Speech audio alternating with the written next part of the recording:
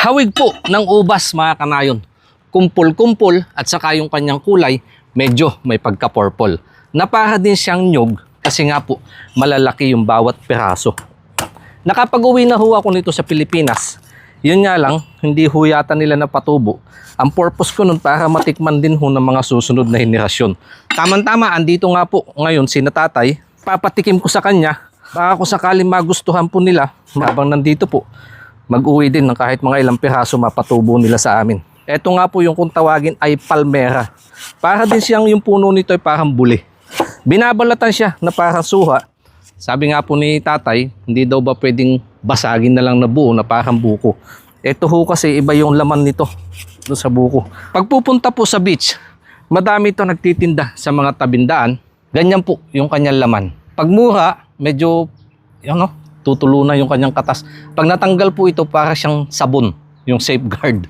Meron siyang manipis na parang outer na coating. Kung pag yung magulang na ho, medyo tinatabas yan. Pero pag ganito medyo mura pa, pwede na hong kainin niya ng buo. First time po, makakatikim ni Tatay. Parang yung kanda, buko pandan pagka dyan sa atin. Parang ano? Buko pandan pag sa Pilipinas. Buko pandan daw. Yung nakahawig na lasa. Ayan po, pag binuka mo yung kanyang laman, mayroong kaunting katas. Pero hindi naman siya katulad ng buko na pag binasag mo, naglalagaslas yung sabaw. Ito, papatak-patak lang. Pag tinanggal mo po, may kaunti siyang lutong. At saka yung tamis niya, out of 10, siguro mga nasa 6 or 7 lang. Hindi ho siya gaano matamis. Parang yung laman ba ng kwang. Pero tumura pa. Mura pa ho ito. Pag magulang na, medyo matigas na din. Parang kanyang buli. Parang buli. Ngayon, natikman na ni Tatay kasi madami yung ganito pong puno sa paligid. At yung mga magugulang nito naglalaglagan na. Tutusin nga po, mayroon na akong tanim dito. Yan. Mga kanayon.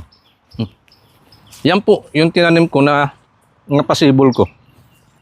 Kasabay nga nung mga inuwi ko nung sa Pilipinas. Ayan pa ho yung iba. Pero sa kanila, wala daw sila napatubo. Kaya ngayon, tatanungin ko si Tatay kung magugustuhan niya o kung gusto niya mag-uwi. Para sa ganun ho, yung mga susunod na henerasyon o yung mga taga sa amin na hindi nakakakita at nakakatikim ng ganitong prutas, pwede din po nilang matikman pagdating ng araw. Ito nga po, yung kung tawagin ay palmera. Palm.